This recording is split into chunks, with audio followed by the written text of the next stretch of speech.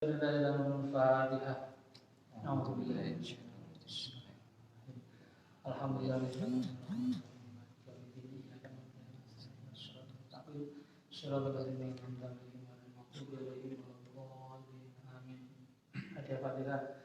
kita berikan kepada seluruh masyayikh, seluruh kiai pondok pesantren yang ada di Indonesia, khusus pondok pesantren yang ada di Ponorogo, para kiai pemangku pesantren Kecamatan Gasari Ponorogo.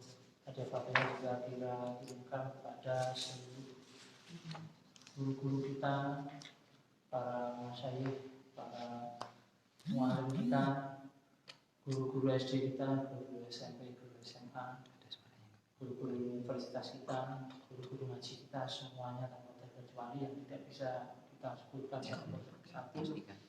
Fatihah juga kita kirimkan kepada orang-orang tua kita, semuanya yang tidak bisa kita sebutkan satu persatu. Dan Fatihah juga kita kirimkan kepada seluruh pahlawan pendiri bangsa yang tidak bisa kita sebutkan satu persatu.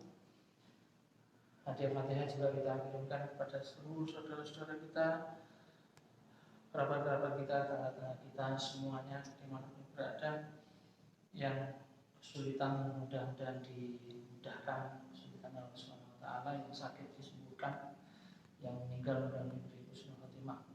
Al-Fatihah.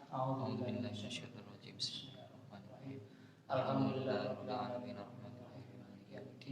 Iyyaka na'budu wa iyyaka nasta'in. Shiratal ladzina an'amta alaihim.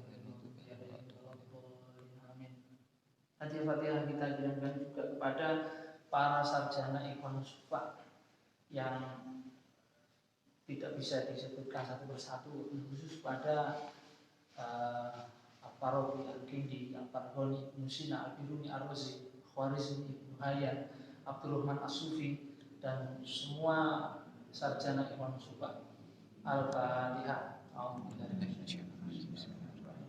Alhamdulillah,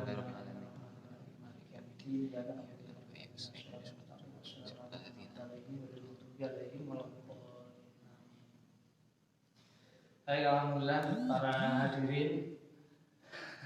hadirin tiga ya, hadirin 30 tambah 100 yang juga menyimak dari jauh. Selamat malam semuanya. Kita bisa bertemu lagi di edisi kedua ngaji rutinan kita prosa Ikhwan Sufa Waqtul Wafa, kitab sufi saintifik yang mungkin belum terlalu terkenal di khazanah literatur kita.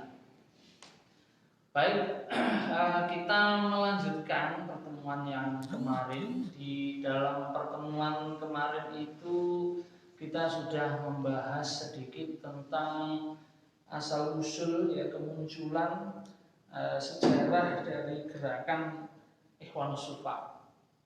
Juga kita sempat membahas tentang tokoh-tokohnya sedikit. Nah, pada hari ini kita akan coba untuk membahas, kita akan membandingkan, begitu. Kita akan membandingkan kajian, ruang lingkup kajian atau objek pembahasan dari kelompok sufi. Kita akan membandingkan antara sufi dalam versinya Ikhwan Sufa dengan sufi yang mainstream, yang biasa, yang kita kaji dalam misalnya kitab Ihya, dalam kitab Hikam, dalam kitab kitab tasawuf yang biasa dibahas di tengah-tengah kita dalam literatur pesantren. Kitab-kitab tasawuf itu biasanya tidak lepas dari itu. Tetapi kita perlu melihat bahwa sufi itu jauh sebelum Al-Ghazali, ya, sebelum Al-Ghazali dengan kitab Ihya-nya dan juga kitab-kitab tasawuf yang lain, sudah ada organisasi yang muncul sebelum organisasi tarekat. Jadi selama ini kita melihat bahwa organisasi sufi itu ya organisasi tarekat yang punya amalan-amalan, wirid-wirid dan sebagainya itu ya. Nah, tapi kalau kita lihat timelinenya dalam sejarah, maka ternyata kelompok tarekat itu bukan kelompok pertama, bukan kelompok awal yang secara organisatoris begitu memiliki konsep sufi. Jadi sebelumnya sudah ada sebelum para sufi yang pasca Ghazali yang kemudian mendirikan tarekat seperti Syekh Abdul Qadir Jilani dan siapa lagi dan yang di tarekat itu sebelum Syekh Abu Hasan Asadili itu sudah ada konsepsi ilmu sufi yang tersistem dalam organisasi, dan mereka memiliki ruang lingkup kajian yang barangkali berbeda dengan apa yang kita pahami sekarang. Nah, untuk itu saya sebetulnya membutuhkan mukjizat, tongkat Nabi Musa, tapi kok tidak ada. Akhirnya kita harus pindah ke Lauhul Mahfuz ini. Kita harus pindah ke Lauhul Mahfuz yang ada di sini. Bentar ya, ini ada ular. Adanya ini. Nah, kita bergeser ke sini dulu ya. Kita bergeser ke sini. Oke, baik. Ini kelihatan apa betul ini tulisannya? Hadirin yang menyimak dari jauh, kayaknya nanti ada tulisan yang tertutup. Di bagian sini ada. Blur tadi. Blur ya? Iya. Agak mendekat aja apa-apa. Dari FB? Enggak apa. Cek, coba cek. Ini kalau cek dulu. Ya. Oke. Yuk, anake kelut piye iki? Ora enek juding kok piye ngono. Mas Ilham. Lo patut kok kelut. Endi? Iki lho. Tikpir. Oke. Baik para penyimak. Ini di sini judul besarnya adalah perbandingan, ya, perbandingan antara ruang lingkup kajian sufisme dalam Islam. Yang saya bandingkan di sini ada dua, yaitu yang pertama adalah agak-agak sufi versi Ibnu Sufa, ya. Sufi versinya Ibnu Sufa yang eksis pada abad ke-8 hingga abad ke-11 Masehi, atau kalau tahunnya itu tahun 700 sampai tahun 1000-an berapa begitu. Kemudian sufi tasawuf atau sufi sunni yang kemunculannya secara sistemik, secara terorganisir itu baru pada abad ke-11, ya, dan itu eksis sampai saat ini. Nah, kita mulai dari mana enaknya? Dari yang sufi yang mainstream apa sufinya Ibnu Sufa? Dari mana dulu? Kong dhisik Kang Saleh. Kok sing sufi tasawuf apa sing sufi Ibnu Sufa sih? Ya, Ibnu Sufa dulu. Oke, kita mulai dari Ibnu Sufa dulu ya. Nah, dari yang pertama kali. Kita mulai dari yang secara kronologis lebih dulu, ya. Oh itu, nah, mukjizat Nabi Musa. Bongkar tes.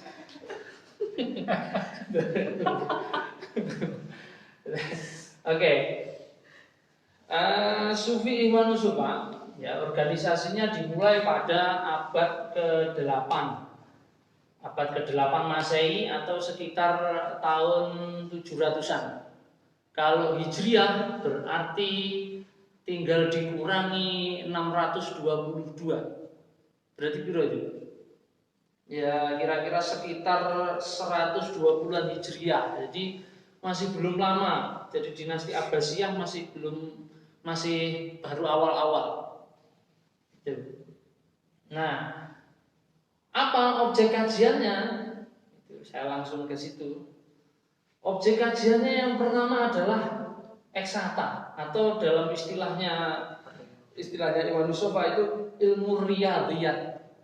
Nek sampean sing mahasiswa sing saka pondok modern biasanya ilmu riyadhiyat itu dimana ilmu matematika ya.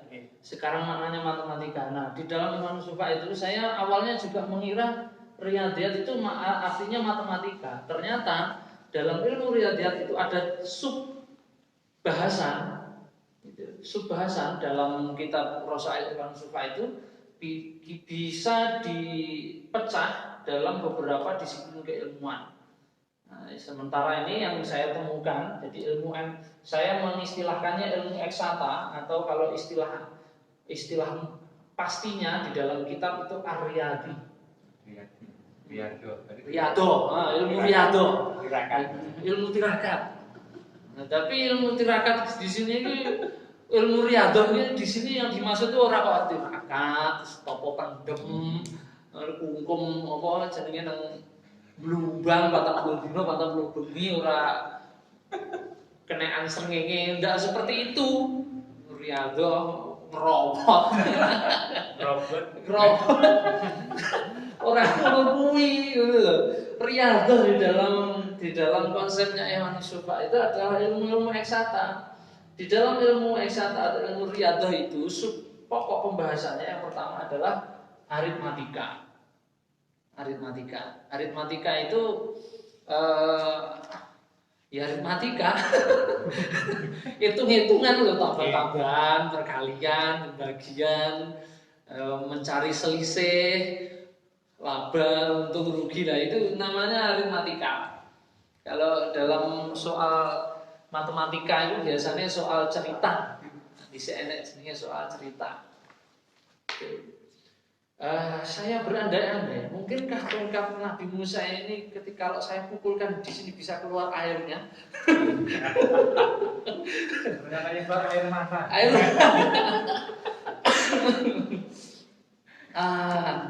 Bismillahirrahmanirrahim. Nah, itu metu banget langsung. Terima kasih ya. Harus minum dulu ini ya. Kita sapi. Awak.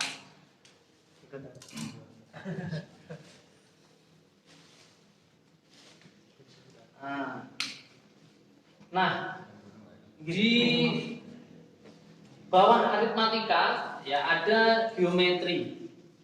Jadi semua yang dulu ini mulai mangan bangku sekolah kabeh toh. Alhamdulillah sama jika tadi. Oke. Gimana? Ya geometri itu ilmu tentang apa? Simetris, Pak. Apa sanes? Simetris. Celana dalamnya simetris.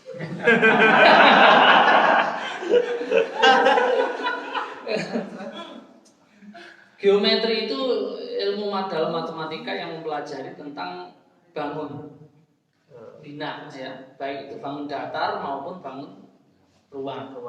Dimensi 2 maupun dimensi 3. Termasuk bangun pagi.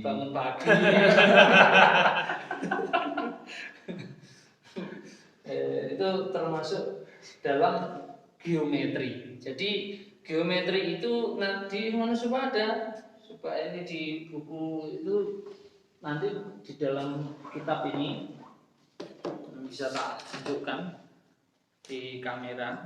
Jadi orang-orang sufi zaman dahulu itu, nah sufi zaman dulu loh ya. Sufi zaman dulu itu ini membahas ilmu tentang segitiga. Nah, segitiga itu apa toh? Terus kemudian ada lingkaran, segi 6, heksagonal. Iki sufi capopo, sufi tasawuf, kubus, kemudian balok, ya ini balok, ini kubus, lingkaran, Helips, kemudian apa namanya iki? Layangan tanggalan. Sufi bahas opo ini.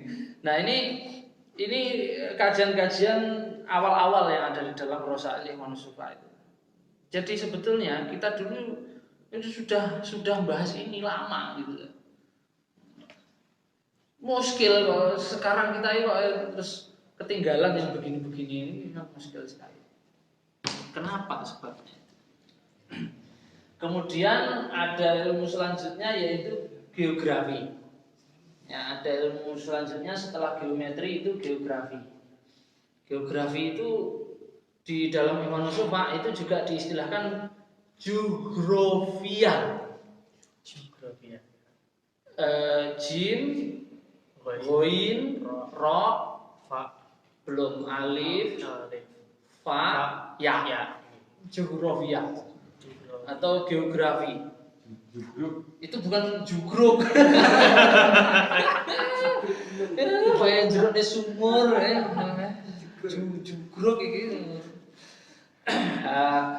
Jadi geografi itu di dalam Ikhwan Sufa disebutnya istilahnya juga geografi. Artinya apa? Berarti itu bahasa itu bahasa serapan. Jadi yang Ikhwan Sufa itu istilah yang geografi itu dia mengambil dari pengetahuan yang lebih tua.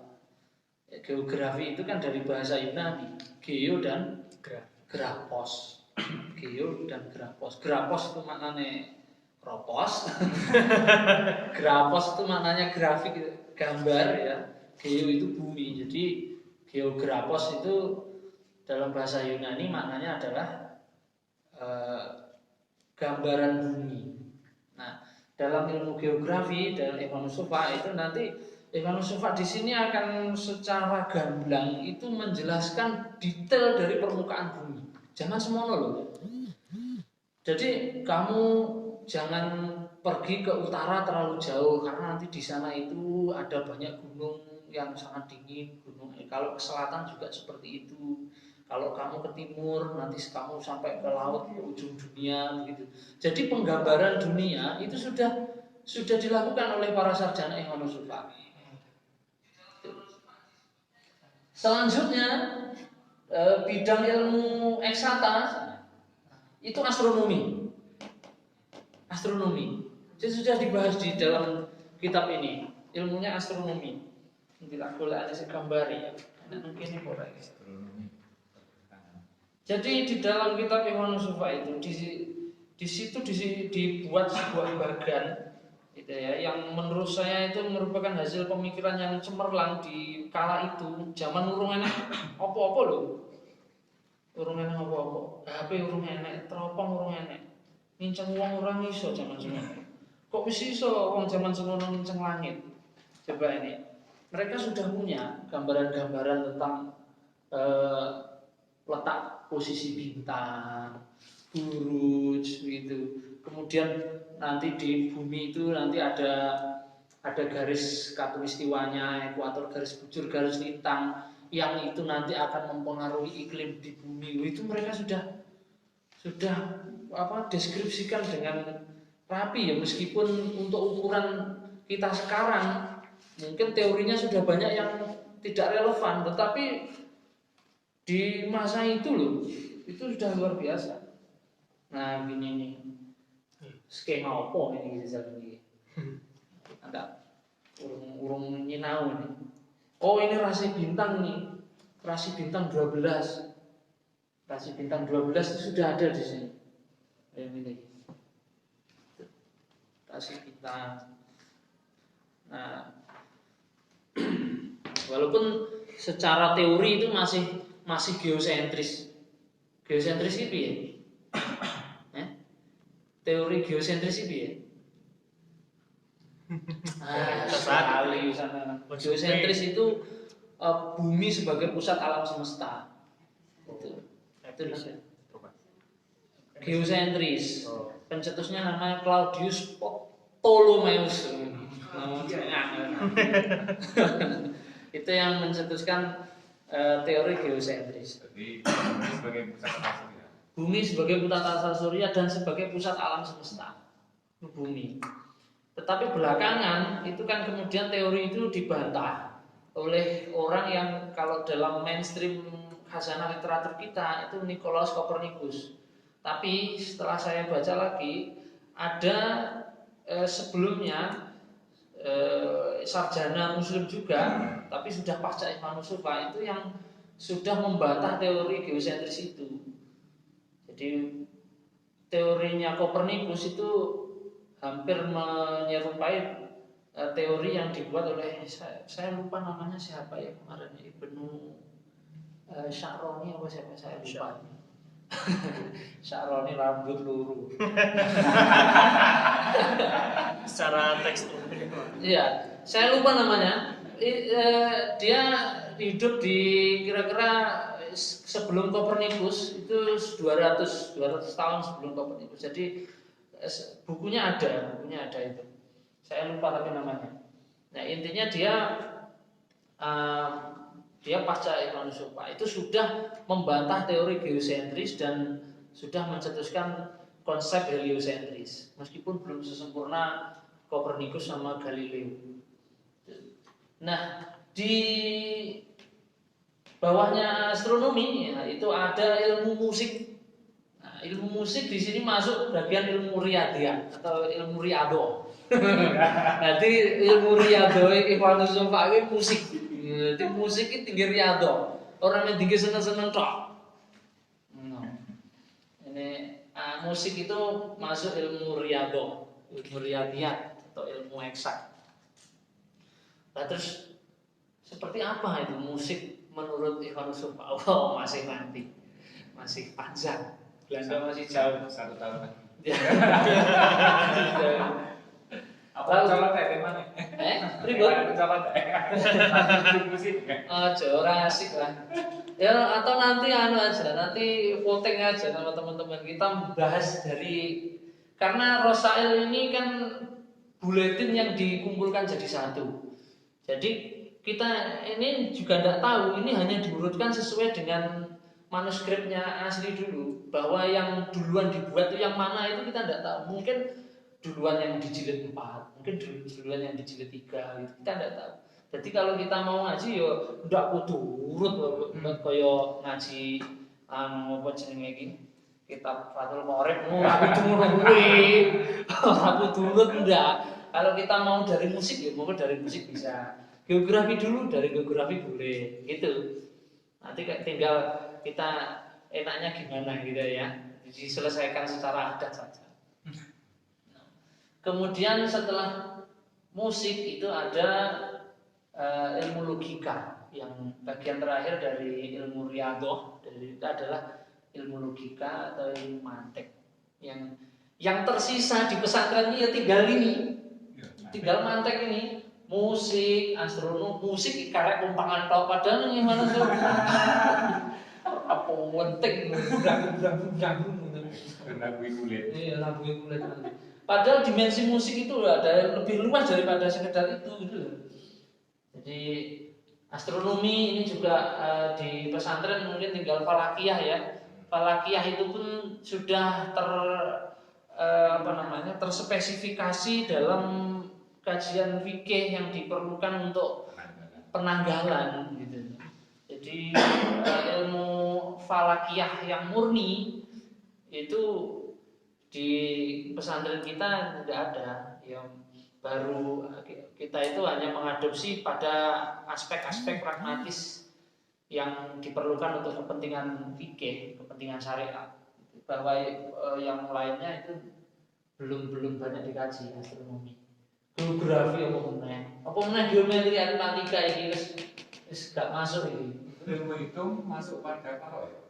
Oh iya, masuk ke faraid ya. Ilmu tapi berarti kan ya fikih minded juga atau Kang Soleh akhirnya fikih minded juga.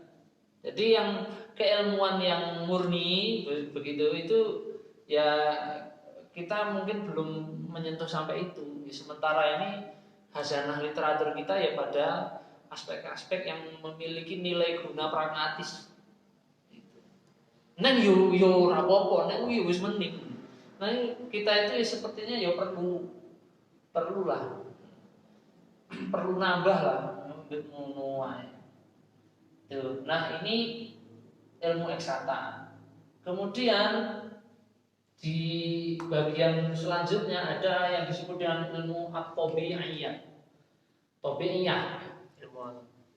Ya, saya menyebutnya ilmu alam. Awalnya sekilas saya pikir tabi'iyah, watak perilaku. Ternyata yang dimaksud dengan watak atau perilaku itu adalah hal-hal ya yang menjadi bawaannya alam sekitar kita itu.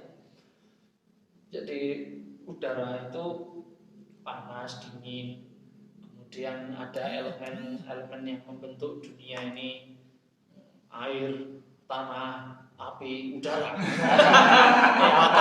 Avatar ya.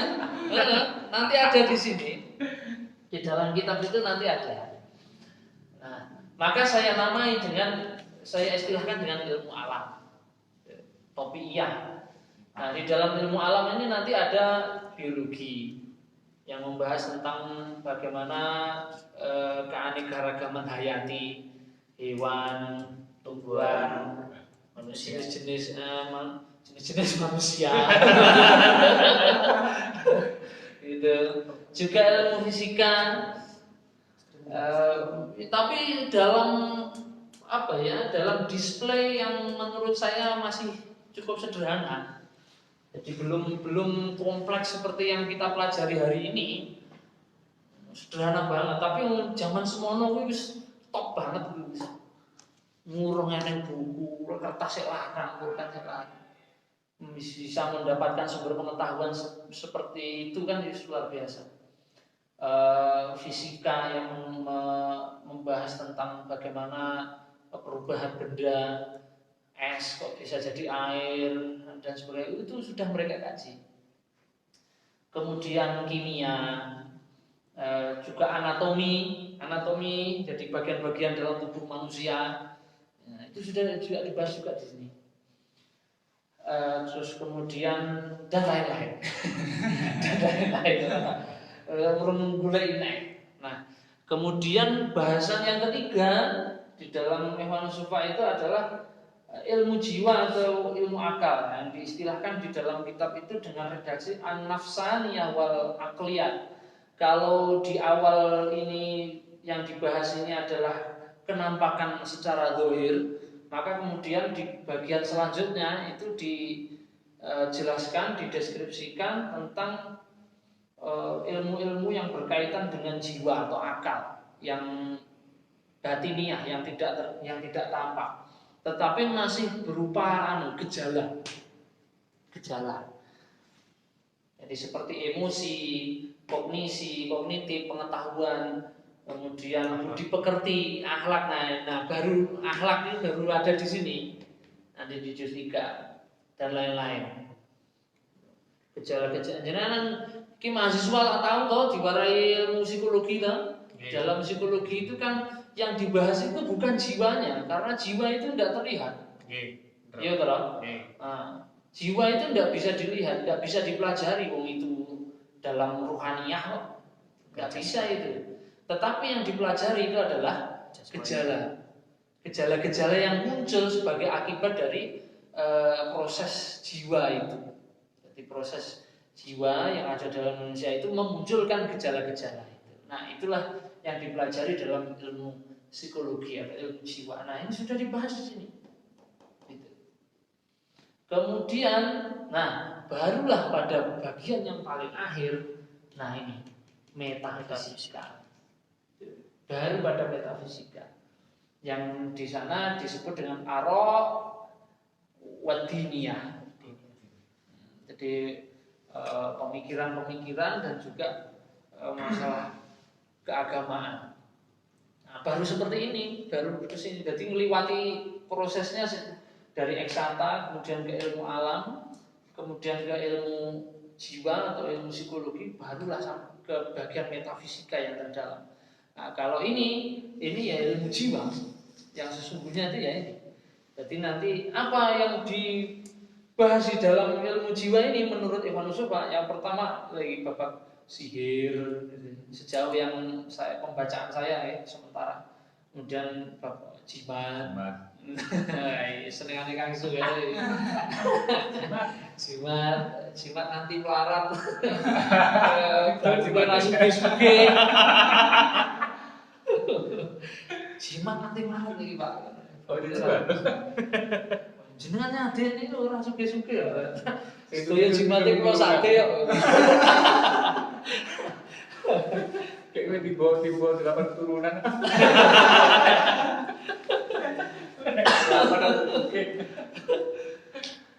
Nah ini ain ya, terus kemudian ma'rifat hakikat, ilmu yang, terus kemudian pemikiran-pemikiran tentang sangkan parane dumadi.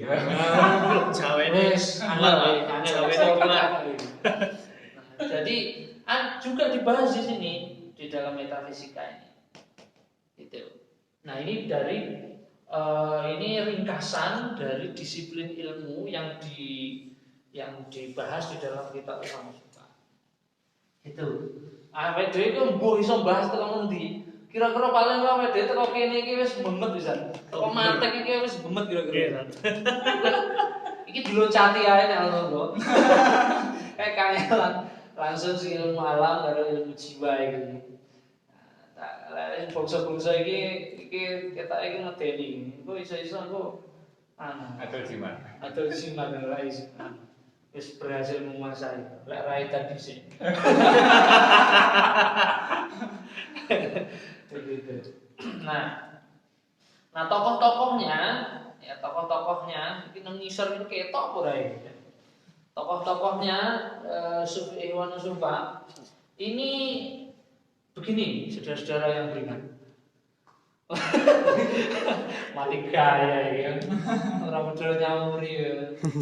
Jadi tokoh-tokohnya di Sufi Ikhwan Sufa itu meskipun secara pelacakan itu tidak ada sumber yang mutlak mengenai keanggotaan Ikhwan Sufa karena memang ini adalah organisasi rahasia, tapi setidaknya kita bisa melacak keterlibatan, minimal keterlibatan kalau tidak keanggotaan. Tokoh-tokoh ini pada Ikhwan Sufa itu kita bisa melihat dari kajian-kajian yang hampir mirip, yang mirip dan konsepsinya nyambung dengan ini, dengan 4 hal yang kita bahas ini. Jabir bin Hayyan itu dia ahli ilmu kimia. Ya. Konsepsi-konsepsinya dia yang menemukan logam alkali. Makanya namanya alkali. Enek ale. Juga alkohol. Kejual, Pak. Berarti Islami nih. Iya. Alkohol itu Islamnya soalnya. Alkohol itu bahasa Arab loh. Alkoholi. Berarti musola alkohol boleh ya? Alkoholi, warna yang berwarna ungu. Alkohol dulu mungkin warnanya ungu. Pertos maksudnya. Al-Khwarizmi ini dia kita tahu semua ya, ahli matematika dia kan. Dialah yang kemudian namanya itu diabadikan menjadi sebuah disiplin ilmu, cabang ilmu dalam matematika yang disebut dengan algoritma. Algoritma itu ucapan orang Eropa yang tidak bisa mengucapkan algoritmi. Al-Khwarizmi, orang iso ngomongnya dari algoritma.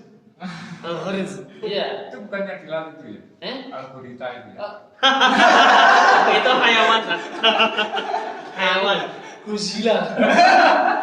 Al-Godzilla. Algorita. Ya.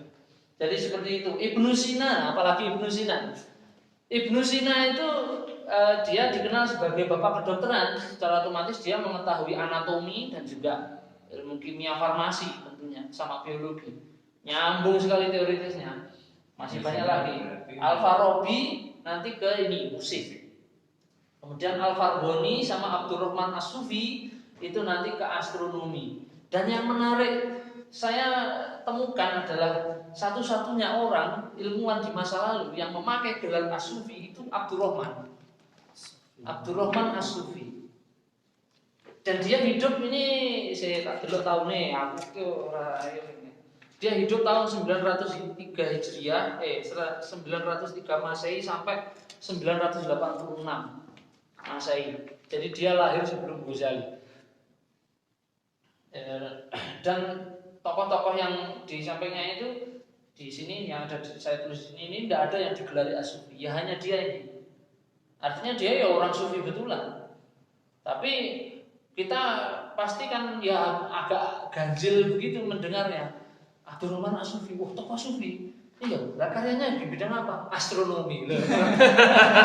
Awalnya dia mesti gumen dulu. Oh, sufi kok karyanya astronomi gitu. Abdurrahman itu termasuk tokoh utama kok sampai digelari as-Sufi itu. Sedangkan yang lainnya kan enggak. Lah ya itu yang saya belum paham. Dia di Eropa namanya ini terkenal. Dia dieja dengan nama Azofi. Pakai O, jadi Azofi begitu. Oh, iya. Itu sama dengan Ibnu Sina, Maria Avicenna. Avicenna. Ya. Terus kemudian Ar-Razi menjadi Razes. Ar-Razi menjadi Razes. Kemudian siapa lagi ya? Al-Farghoni ini menjadi Al-Fargenus. Kayak ada Al-Fargenus. unsur agamanya Pak. Ya. Kemudian Al-Khwarizmi tadi menjadi Al-Khwarizmi. Itu. Nah, ini nyambung semua meskipun kita tidak menemukan sumber yang benar-benar mutlak bahwa mereka ini anggota Ikhwanul Sufa, tetapi secara karya kemudian pemikirannya itu luar biasa dan rata-rata ini baik Jabir bin Hayyan, Al-Khwarizmi, Ibnu Sina, Al-Farabi, Abdurrahman as-Sufi, Al-Farghoni dan Ar-Razi. Ini semuanya biasa mereka memiliki satu kesatuan keilmuan. Jadi orang pasti menghitung mereka itu sebagai sarjana, ahli. Satu kesamaan yang ada dalam mereka bahwa mereka ini semuanya pasti dikenal sebagai filsuf. Itu satu hal yang saya ketahui. Jadi baik Jabir bin Hayyan, Al-Khwarizmi, apalagi Ibnu Sina, ahli filsuf sakpole. Ibnu Sina, Al-Farabi juga seperti itu, Ar-Razi, Al-Farghoni. Nah, tetapi dari satu sumber, dari satu corak filsuf itu, mereka memunculkan varian-varian dalam disiplin ilmu. Ada yang jadi ahli matematika, ada yang passionnya ke kimia, anatomi, kedokteran, ada yang ke musik, ada yang ke astronomi dan sebagainya. Tuh, meskipun sebetulnya konsepsinya utuh mereka ini sebetulnya punya semuanya, cuma ada kecondongan yang lebih banyak di bagian tertentu. Gitu. Jadi kalau kemudian ada klaim bahwa dan ini mainstream bikin dengan tinggi-tinggi bahwa orang yang pertama kali dikenal sebagai sufi adalah Hasan al-Basri, Rabi'ah al-Adawiyah. Itu zaman itu belum ada istilah sufi, itu belum ada. Yang ada adalah asketisme atau yang disebut dengan zuhud. Zuhud. Tapi belum terorganisir.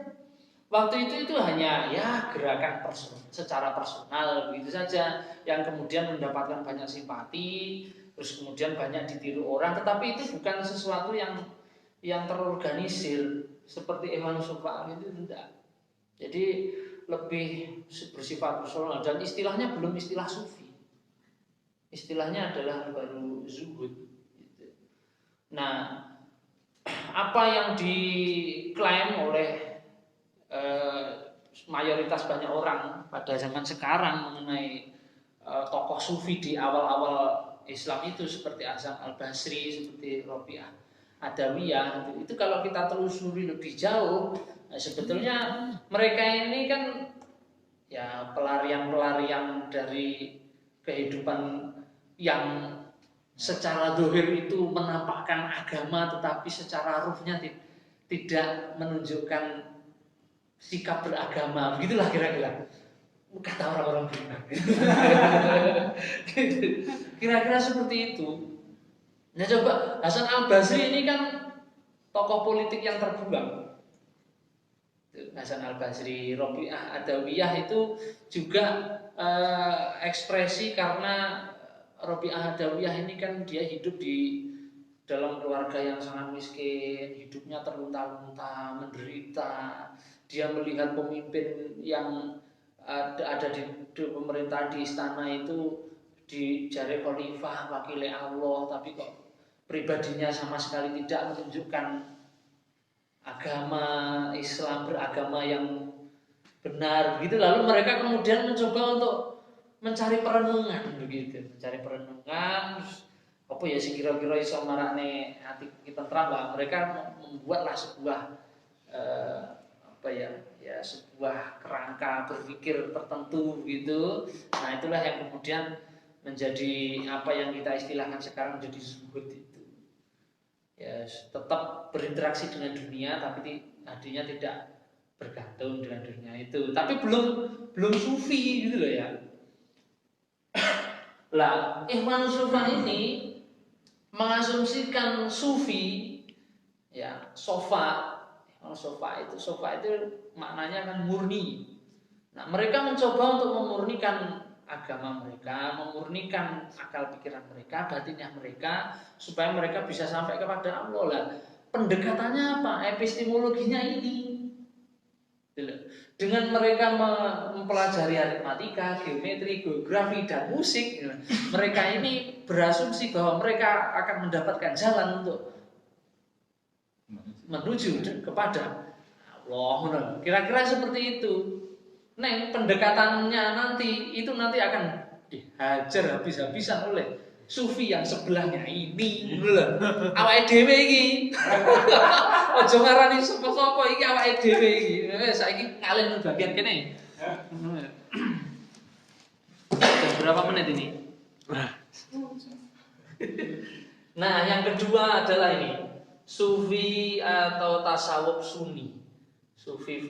Sufi sunni atau tasawuf sunni, bukan Sunni Leon.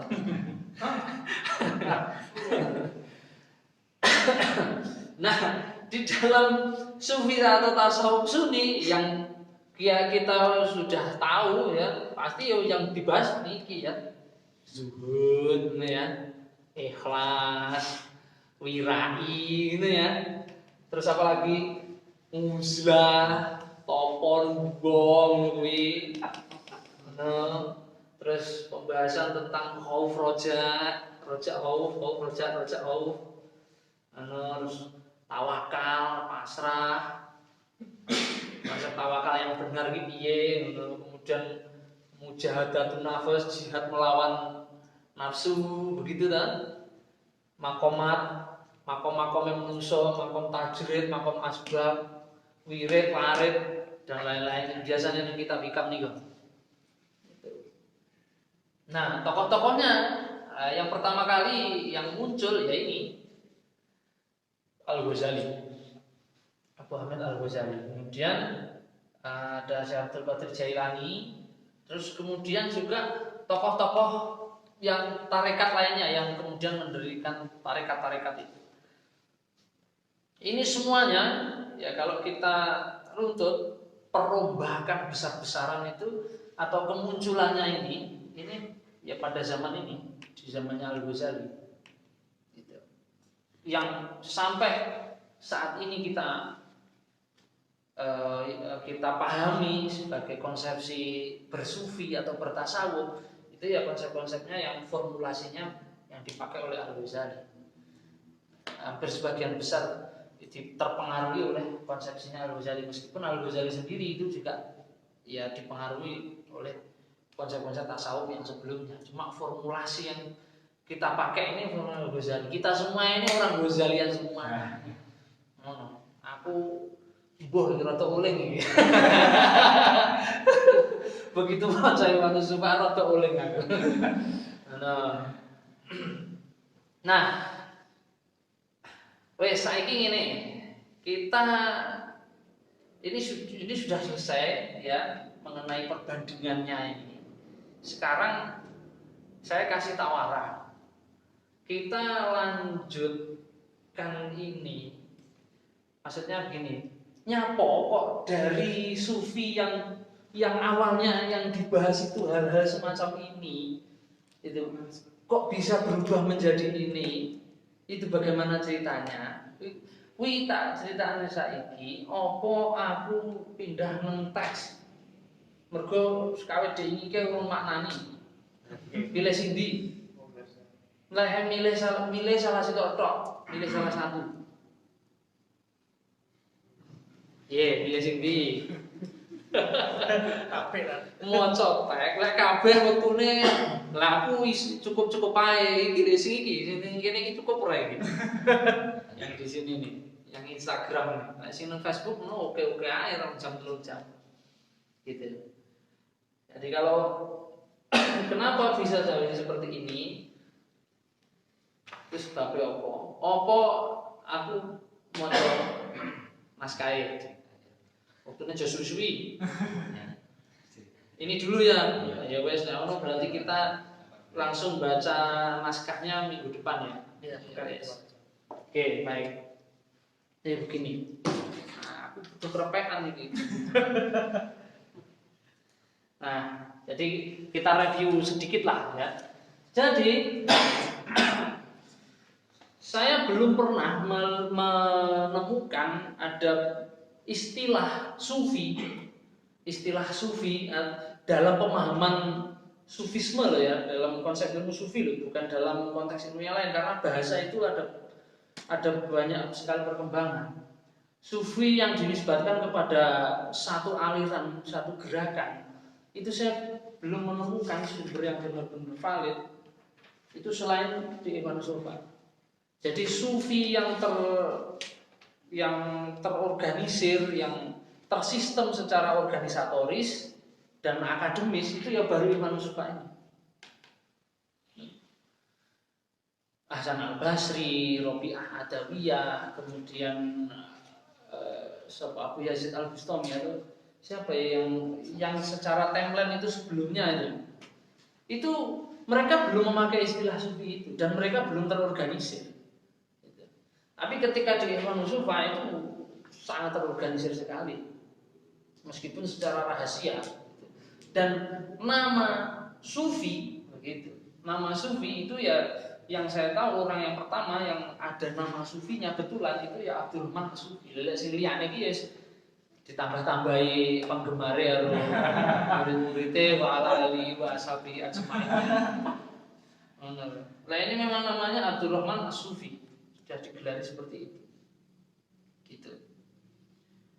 Nah, ajaran sufi yang tersistem secara epistemologis, secara sumber pengetahuan, secara organisatoris dan akademis itu yang membentuk Ibn Sufa.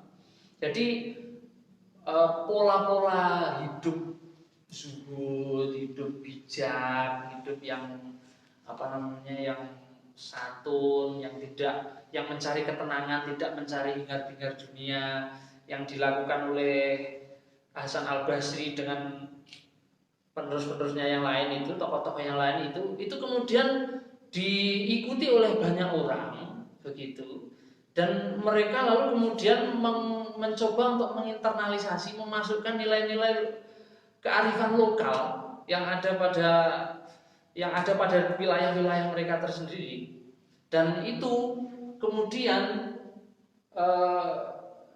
saya tidak tahu awal mulanya bagaimana begitu. Nah kemudian di Basrah yang notabene dulu itu adalah wilayah kekuasaannya Alexander Agung, dulu sekali. Alexander Agung itu muridnya Aristoteles. Nah ketika Alexander Agung itu menaklukkan wilayah Persia termasuk di dalamnya itu Basrah, maka itu kemudian budaya-budaya Yunani itu banyak yang kemudian dibawa ke Basrah, terutama di wilayah Basrah. Nah setelah zamannya Alexander, kerajaan Persia, budaya-budaya itu berasimilasi. Nah dan itu maka literasi Yunani di Basrah itu banyak. Maka kemudian perkumpulan ini kemudian lahir di Basrah. Nah konsep memurnikan diri menurut orang-orang Basrah pada waktu itu yang sudah tercerahkan oleh agama Islam dari impor dari Madinah gitu ya, dari Jazirah Arab. Nah itu lalu kemudian berasimilasi. Jadi ini, sampean bayangin situasinya itu kacau, situasi pemerintahan itu kacau. Orang itu yang dicari adalah ketenangan hidup. Nah, terus kemudian dia punya agama Islam. Tapi agama Islam ini pemimpin-pemimpin kayak ya Islam tapi yo gelut aja ya ruwet aja. Jadi agama ini piye to lek ngecakne ben kena ya apa agama iki ora usah dienggo ya. Nah, terus kemudian mereka ada modal agama itu, satu yang pertama, yang kedua keinginan untuk hidup tenang, mencari jalan hidup tenang. Yang ketiga warisan falsafah hidup dan wawasan pengetahuan dari orang Yunani yang ditinggal di Basra itu. Nah, perpaduan dari tiga hal inilah yang kemudian memunculkan konsep berpikir ala Ivanus Sufani yang terkumpul di sini. Jadi seperti itu, kurang lebih gambarannya semacam itu. Nah, ketika pemikiran-pemikiran ini kemudian luas, organisasinya tetap tersembunyi, tetapi tokoh-tokohnya kan muncul, punya karya-karya. Nah ini di masa-masa berikutnya, setelah periode mereka ini sudah meninggal semuanya, nah karya-karya mereka ini sangat berpengaruh dan berbenturan dengan konsep-konsep atau madhab-madhab yang ada di sekitar mereka. Di sana nanti ada madhab fikih, ada madhab muhadisin, madhab teologis, ada madhab nahu soroh balaghah dan sebagainya itu. Lah ini nanti saling berbenturan. Karek sapa sing cedhek karo penguasa. Lelek cedhek karo penguasa, penguasane condong karo madhab iki, ya sing dibela ya sing condong karo madhab penguasa. Sing ora ya diberangus gitu loh.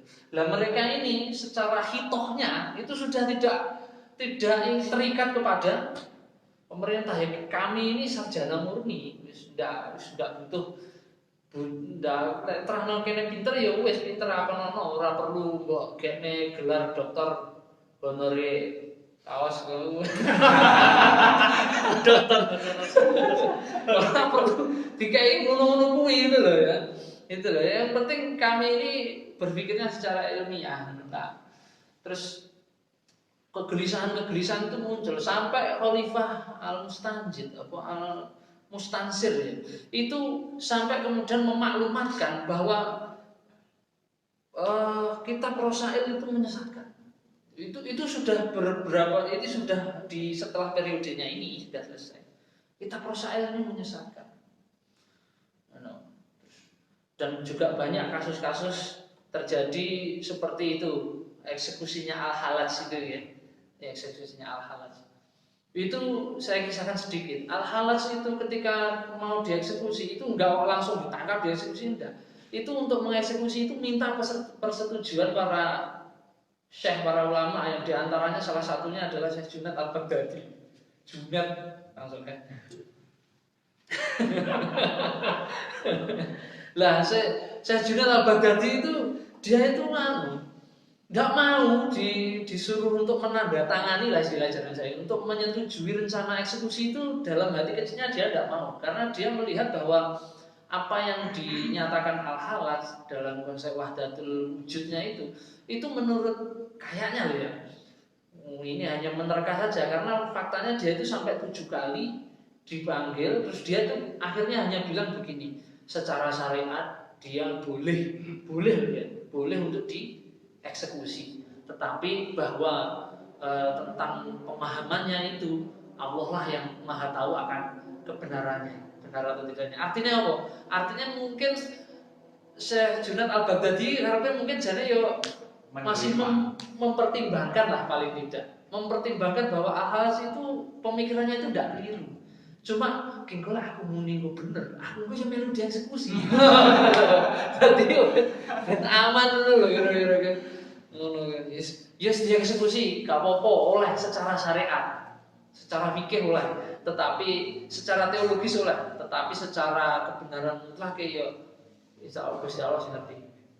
Nah, tekanan-tekanan seperti itu meluas. Sebagian ulama itu yo pro karo pemerintah, pro sak pro ne mbok salah mbok bener pokoknya pro. Ngono. Dimintai berfatwa, dijalui berfatwa untuk penyesatan orang-orang yang terpengaruh dengan pemikirannya Ikhwan Sufa itu. Jadi semacam itu. Nah, termasuk Al-Ghazali juga. Al-Ghazali ini juga sangat mengkritik keras, mengkritik tajam itu. Bukan mengkritik lagi ya, memusuhi gitu. Iya, mengecam keras itu di kitab di Mungkit Minadolal itu. Ada Ikhwan Sufa itu dikritik dengan tajam. Nah, ada sebagian literatur itu menjelaskan bahwa Al-Ghazali ini mendapatkan pesanan fatwa dari khalifah. Kalau tidak salah Muqtadir, Khalifah Al-Muqtadir Billah itu diminta, tapi di referensinya saya lupa itu. Ya di sebagian literatur, benar tidaknya kita tidak tahu. Tapi ada kemungkinan untuk ke situ. Nah, tapi Al-Ghazali ini juga kerepotan. Al-Ghazali itu begini, dia ini mau mantemi konsep-konsep filsafatnya Ikhwan Sufa dan konsep-konsep filosof Yunani yang lain itu. Tetapi dalam batinnya sendiri sebagai seorang sufi itu tersirat di dalam karyanya itu, dia masih menggunakan pola-polanya ini juga, rasionalisme, empirikme, dan banyak yang bilang Ghazali itu Platonian. Gitu. Gitu. Nah, maka Al-Ghazali itu sepertinya begini. Dia itu mencoba untuk tetap bisa menerima konsep-konsep tasawuf, tetapi bagaimana agar konsep tasawuf itu bisa dibersihkan dari nilai-nilai yang menurut dia di luar Islam. Jadi konsep-konsep tasawuf ini sing kira-kira cocok karo sumber primer Quran hadis, ya, kaidah syariah, usul fikih dan lain-lain, kaidah teologi terutama Asy'ariyah. Lah sekiranya cocok karo kuwi ditompo. Lah sekiranya rada ora patek cocok karo kuwi ya ditolak, dibersihkan. Maka yang dikritik keras itu mana-mana yang kira-kira tidak sesuai dengan epistemologinya Al-Ghazali.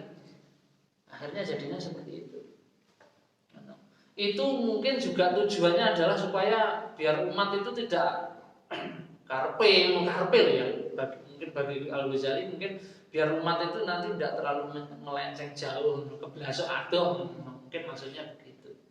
Terus jadi intinya urung percaya karo umate. Kiai itu urung percaya karo umate kira-kira. Jadi biarlah mereka tetap belajar tasawuf, tapi tetap kita ikat dalam koridor Quran hadis. Kira-kira semacam itu. Maka jadilah tarekatnya itu sufi, tasawufnya itu modelnya seperti ini. Coraknya, epistemologinya dari mana? Ya dari Quran hadis, kaidah-kaidah syariat, kaidah teologi. Nah, sama yang keempat, nilai atau norma etika ketuhanan yang diadaptasi dari sufisme sebelumnya. Gitu. Akhirnya jadinya semacam itu. Nah, kalau Ikhwan Sufa sumber keilmuannya, nah ini ada di sini. Ada di sini. Coba diarahkan ke sini. Kalau Ikhwan Sufa sumber keilmuannya ada 4. Ini disebutkan di dalam kitabnya ini. Sumber keilmuan sufi di esai iso ilang mungkin piye. Jadi ufi. Sumber keilmuan sufinya Ikhwan Sufa itu ada 4. Yang pertama yaitu adalah teks-teks yang kutipan ya, yang berupa kutipan dari kalam-kalamnya ahli hikmah. Ahli hikmah ya coba kira wong anu lho ya. Ahli hikmah itu orang-orang yang kalau zaman dulu maknanya orang-orang yang memiliki pemahaman wawasan yang luas itu pada bidang-bidang eksakta.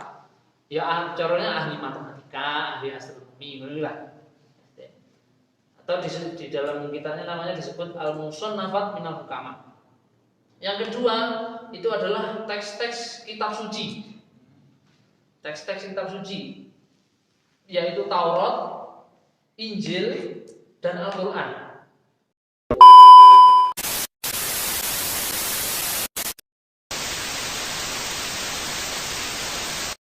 Ini bulan kok bentuk 30 dino kok bentuknya mulah malih. Bumi lemah garing dikedhuk kok metu bane. Ngono. Apa nek misale pring di sigar kok metu anake.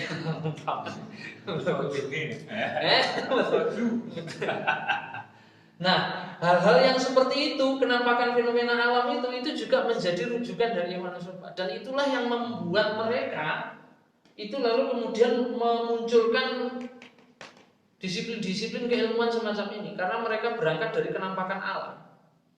Awake dhewe iki kan ora enek blas lho ngene iki. Endi ora enek.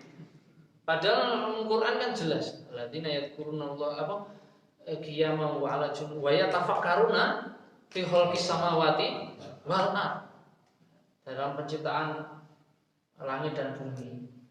Nah, jadi kenampakan bulan, bintang, matahari, gunung, awan, hujan, ombak lautan, nah, itu semuanya itu menjadi sumber pengetahuan juga bagi Ikhwanul Muslimin.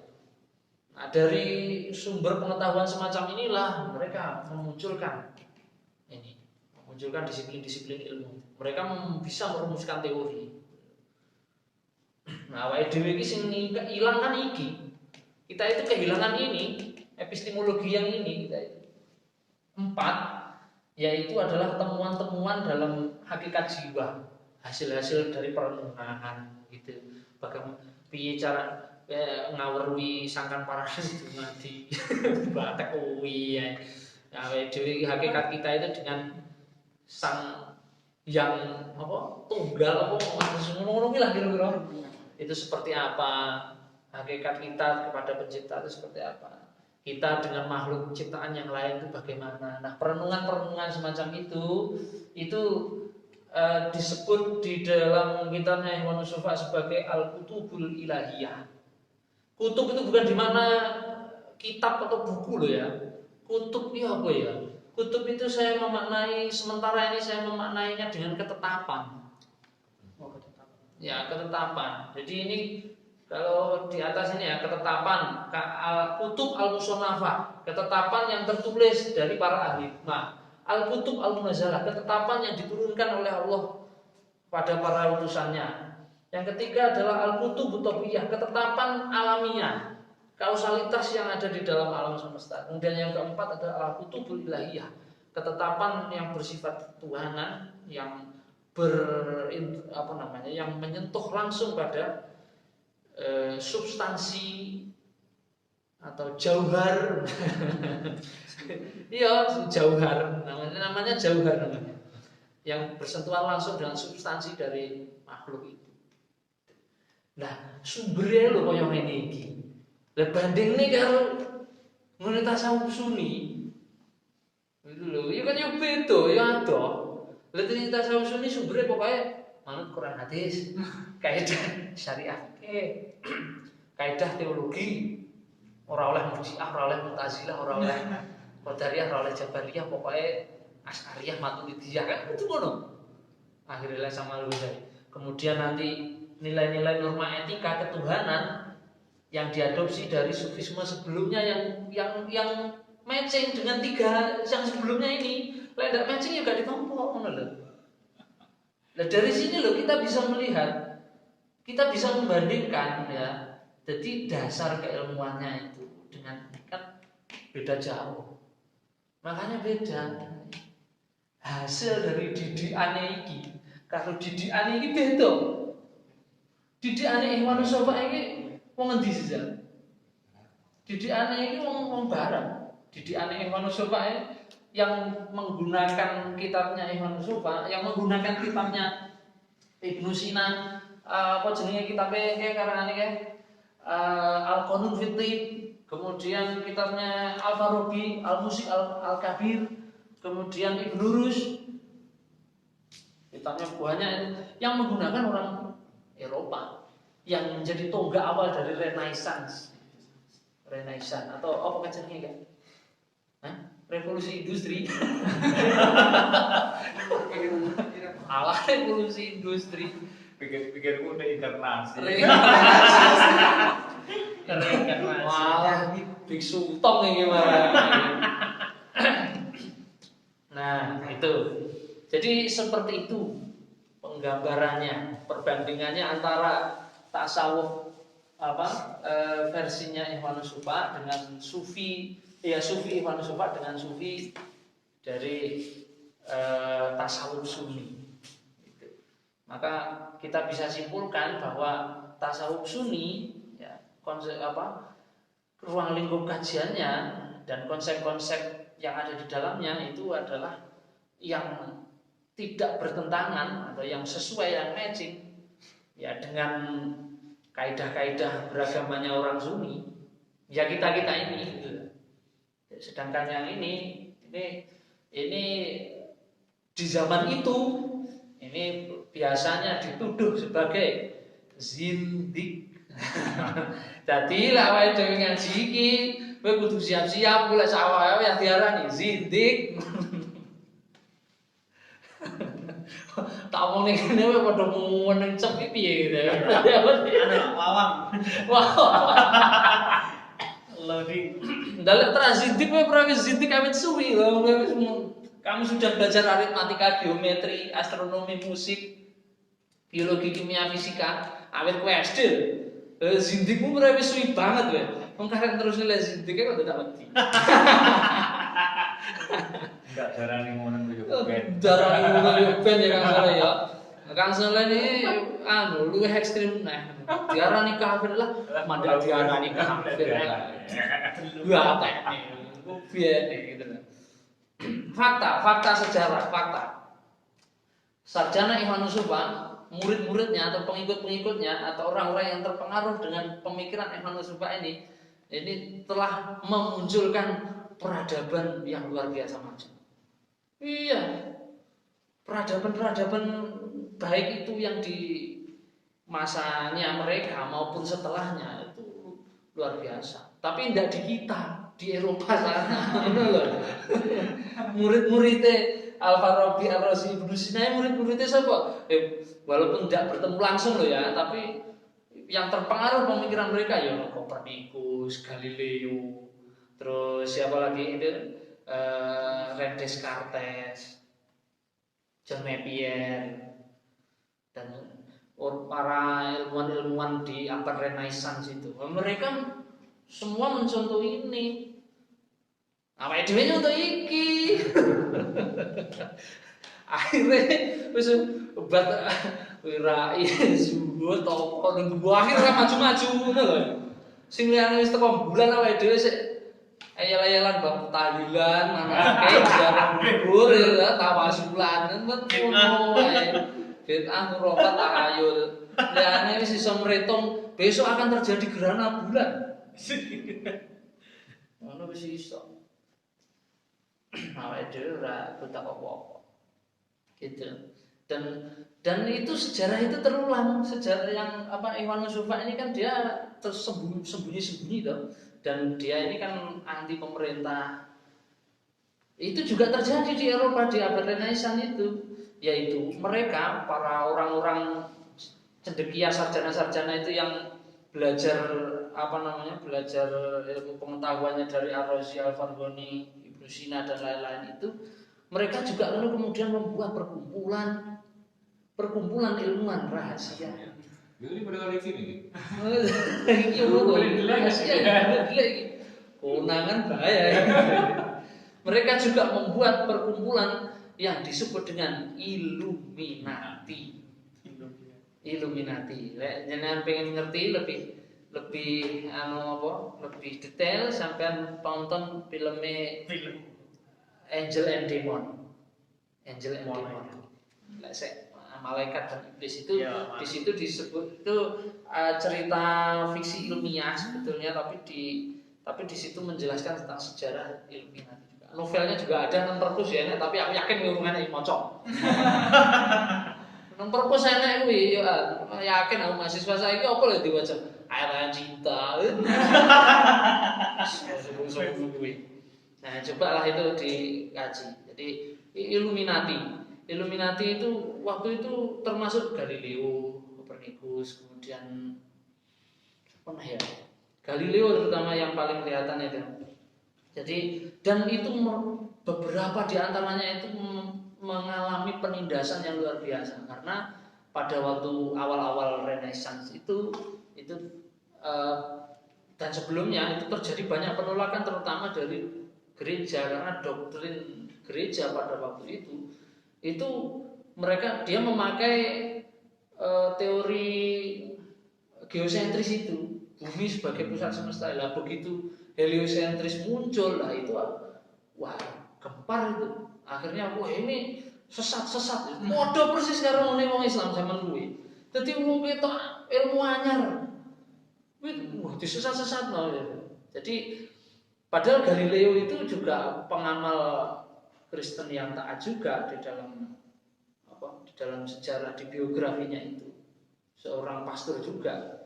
Tapi dia kemudian karena keilmuannya ini kok terkesan menyimpang dari doktrinnya gereja, sainsnya mereka ini dianggap sebagai bentuk penyesatan terhadap umat. Persis pada ngene manusia baik. Karya-karyanya oleh khalifah itu dianggap karya yang menyesatkan. Dan sekarang terbukti bahwa mereka ini udah sejak dulunya pemikirannya wis maju. Wong itu hal kemajuan ini ngono kuwi. Wong kemajuan mesti diarani disesat-sesat. Aneh-aneh, edan-edan disidik-sidik itu biasa. Oke, baik. Nah, itu saya kira untuk minggu depan kita baca teks ya. Kita bacakan teksnya. Oh, oke, monggo silakan. Ini kan lo perhatikan dari sejarah sufi Ikhwanus Shafaq abad 8 sampai 11. Sedangkan yang tasawuf Sunni itu kan abad 11 sampai 21. Iya. Nah, ini kenapa Ustaz? Dari beberapa poin tasawuf Sunni seperti hanya zuhud, ikhlas dan sebagainya itu kan apa saja? Kok dengan yang sufi yang ini yang Ikhwanus Shafaq itu kan cenderung ke jalur ranah umum gitu maksudnya. Iya. Bukan kok ke jalurnya itu apa ya? Kan kalau jelas sufi itu kan mesti otomatis kan cenderungnya tentang agama gitu maksudnya ya. Tapi kalau yang ini kok cenderungnya lebih ke ranah umum gitu Ustaz. Mungkin Kenapa begitu? Iya, mungkin lebih pemahaman lebih enaknya dicerna bagaimana Ustaz? Iya. Oke. Jadi begini. Menurut Ikhwanus Shafaq, dengan mereka mempelajari itu ya kalamnya ahli hikmah, kemudian mempelajari kitab-kitab Allah yang diturunkan itu, kemudian mempelajari kenampakan alam, kemudian mempelajari kutub ilahiyah atau hakikat jiwa itu dalam diri itu hubungannya dengan pencipta. Dengan mereka mendalami itu mereka menganggap itu sebagai sebuah jalan untuk memurnikan diri mereka. Gitu. Jalan untuk memurnikan diri. Dengan saya ambillah satu contoh. Misalnya dengan orang itu coba sampai banding nih orang ini. Kita kendul kita atau gini sampai banding nih. Dengan berzikir mengingat Allah maka hatimu akan tenang ya. Terus Abdul dzikri fa'lam annahu la ilaha illallah.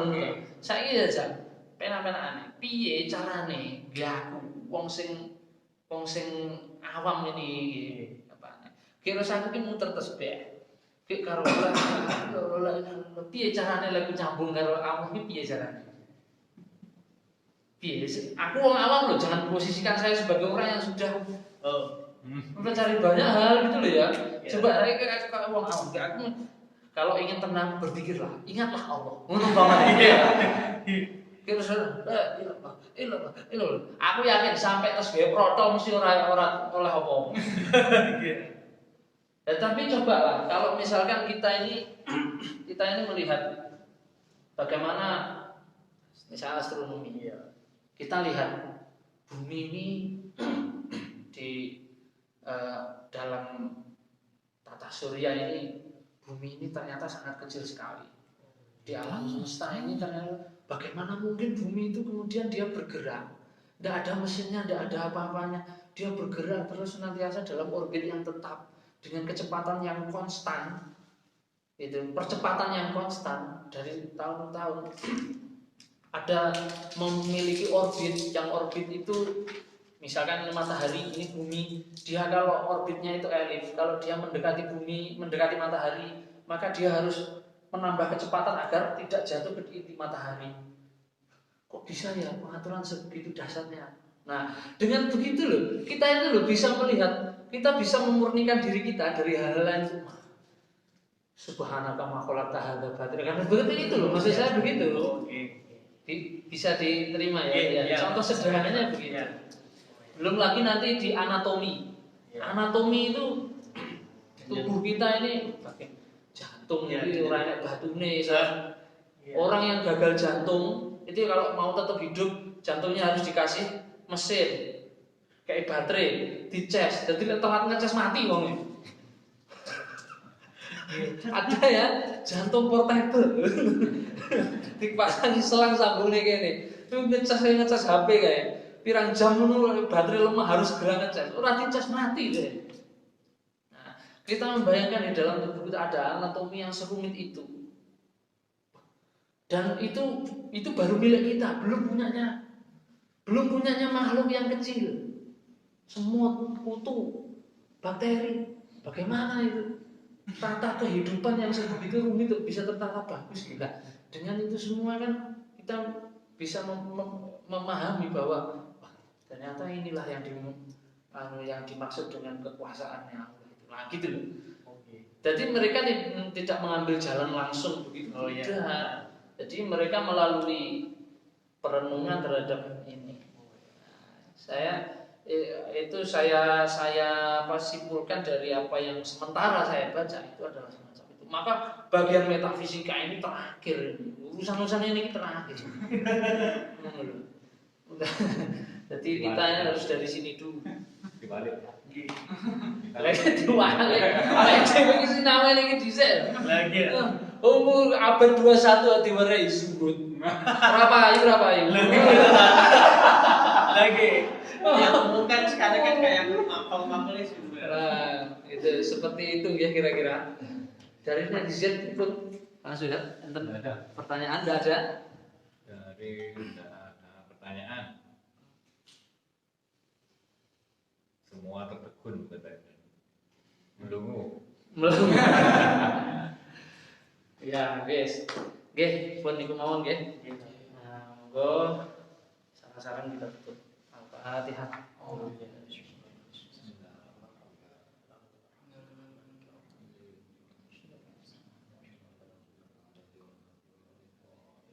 Sallallahu alaihi Muhammad.